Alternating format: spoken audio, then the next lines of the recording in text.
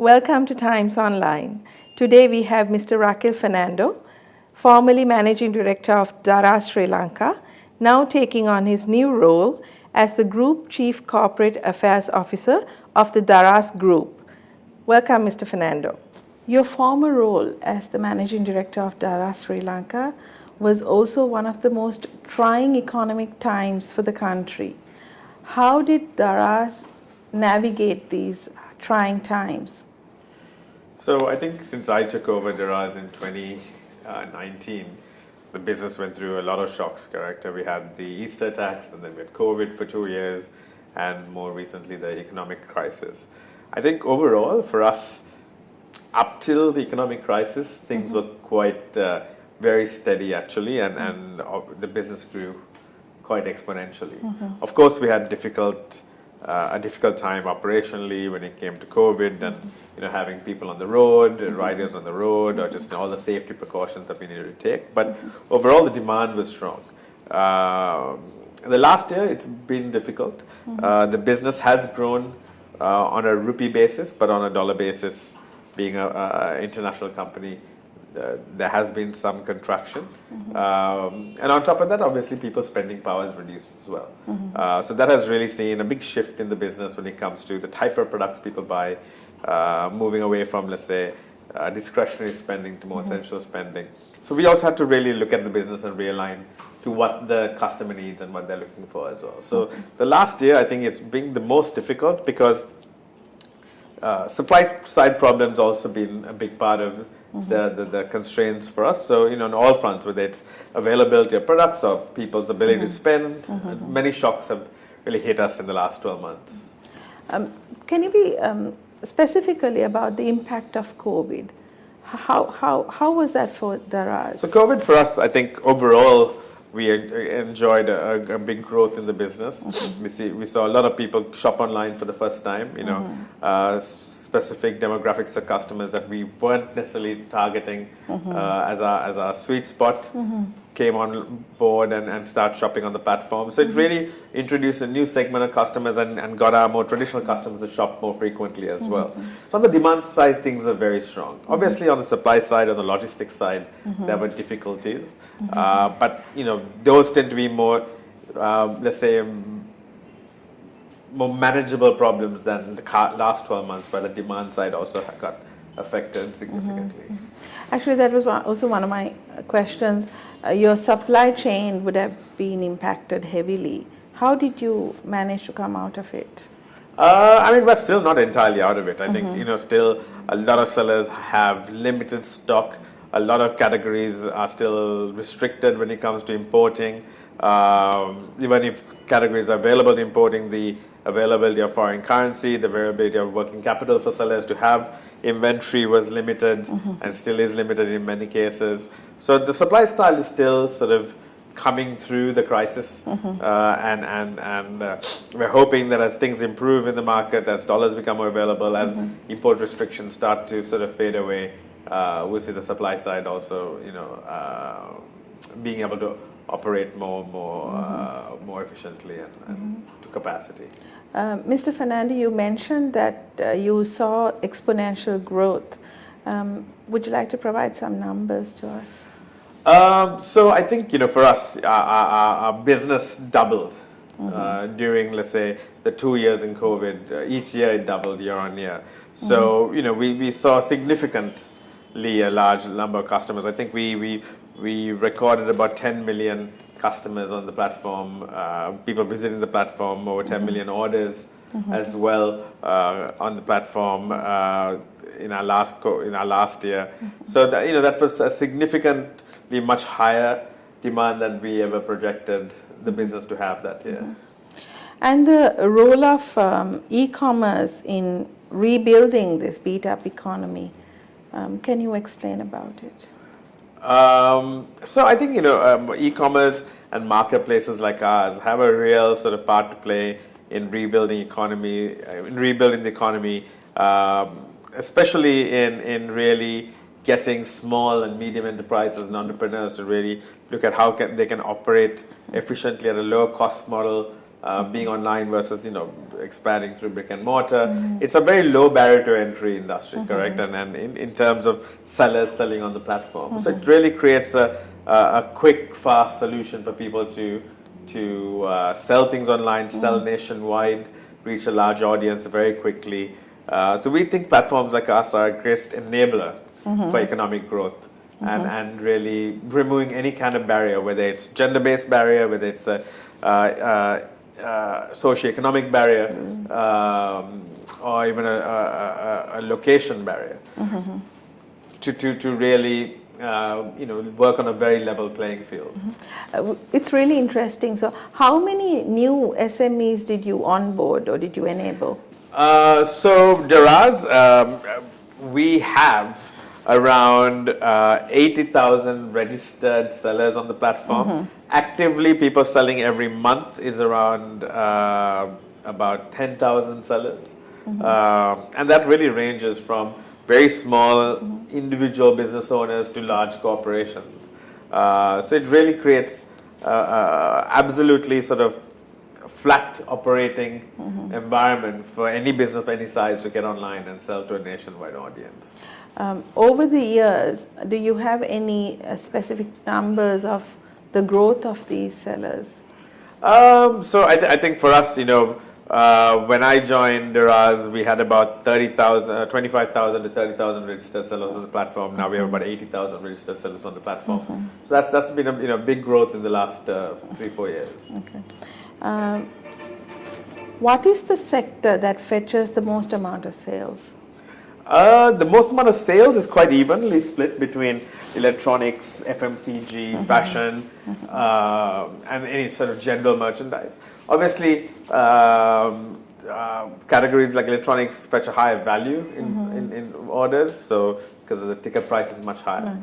Whereas FMCG could have a higher volume of orders simply because people add more items in their grocery basket than they would if they're buying electronics. So it's not a, let's say, apples to apples comparison. So how has your competition been?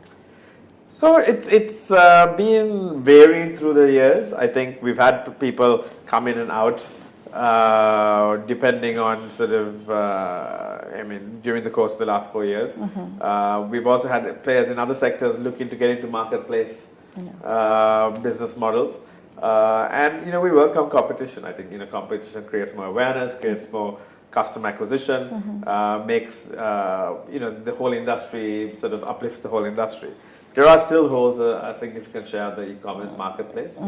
We expect that to become less and less as more players come in, and as the marketplace also the size of the pie also expands. What is your current market share? I think we currently hold anything between, let's say, 40 and 50% of the market share in Sri Lanka. And how do you keep ahead of the competition? So it's constantly innovating, constantly investing, constantly iterating as well. We always look at driving more efficiency out of our business model, having more efficiency out of our processes, hiring the best people, implementing technology where we can make processes more streamlined. So it's just constantly relooking at the business and really optimizing as we go. Will Daraz be expanding within the region? No, so we are in 5 markets right now in Pakistan, Bangladesh, Nepal, Sri Lanka, Myanmar, and we have no plans to expand to any new markets in the near future.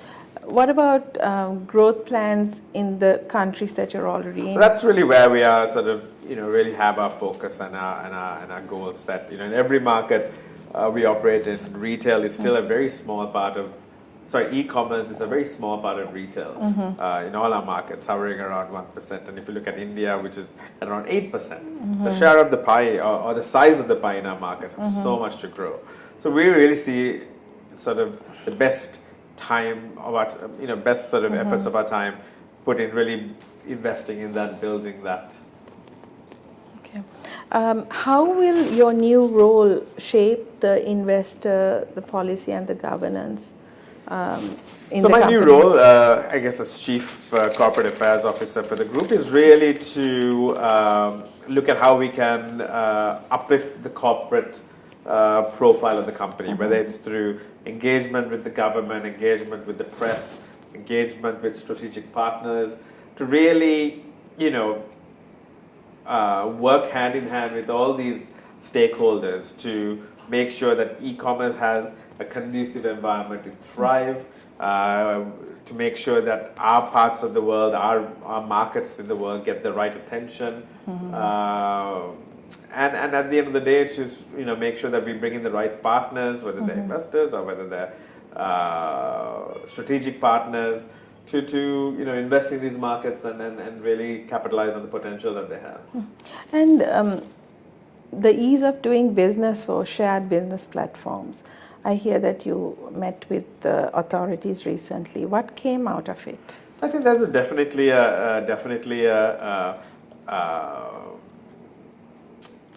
the want by the government to make Sri Lanka a friendly place for digital services, a place where investment can thrive, a place where government enables versus prohibits. And I think the new administration as well has a very strong agenda in driving that. And it's up to us as the private sector to work with the government to share our insights and share best practices that we see in other markets as well.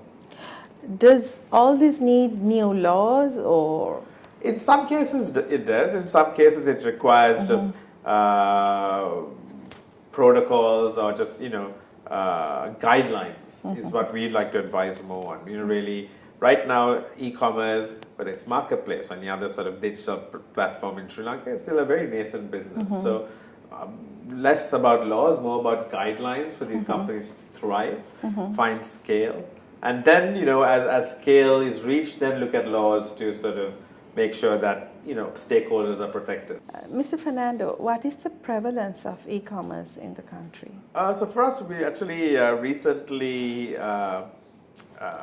co-authored a report on the sort of the state of the e-commerce industry in Sri Lanka, the first of its kind really in Sri Lanka, to really understand where e-commerce is, what's the penetration, what's the usage, and what has happened over the last couple of years. And we really found that e-commerce is very much an island-wide or nation-wide phenomenon, where a majority of people in the polls that we did, in the focus groups that we did, are using e-commerce in some way or another. So we really see it as usage, that is, people are keen to use it, and there's a willingness for people to participate. Now it's about sort of platforms like us and other stakeholders as well, making sure that the service is allowed to grow, that the efficiency of the service, just the payment infrastructure, all that is also enabled and optimized to service the demand. Actually, you answered part of the next question that I was going to ask you about the nascent online marketplace. So, how aware are Sri Lankans of this product? When you say just marketplace platforms? Platforms, absolutely, yeah. So I think in more urban areas, usage is now increased. You have platforms like Uber, PickMe, Ikman, all of marketplaces to some extent. That usage is high. In more provincial areas, a brand like Daraz has probably more penetration. So you see penetration high in certain age demographics. But what we are trying to see is how can more people use e-commerce or use marketplaces for more things in their lives, correct? And how platforms like ours can really add more value in different aspects of people's lives. So what is the future of the gig economy, Mr. Fernando? So I think it's very much there to stay. I think as more and more people want flexibility in their lives, want more part-time work, want more sort of freedom to decide when they work and where they work, gig economies have a big part to play in that. And it really, gig economies also enable people who traditionally won't be in the workforce or choose not to be in the workforce also to participate. For example, work from home moms, when they find work between their kids going to school and coming back. Traditionally people like that couldn't find work, and now gig economies allow them to also participate, build income for themselves and contribute to the economy. So I think gig economies have a huge value to play. And it's right now the importance is to make sure that it's allowed to thrive and grow. Thank you very much, Mr. Fernando, for joining us to discuss about Daraz Group, its future in the region, and also about the gig economy. Thank you very much for joining us.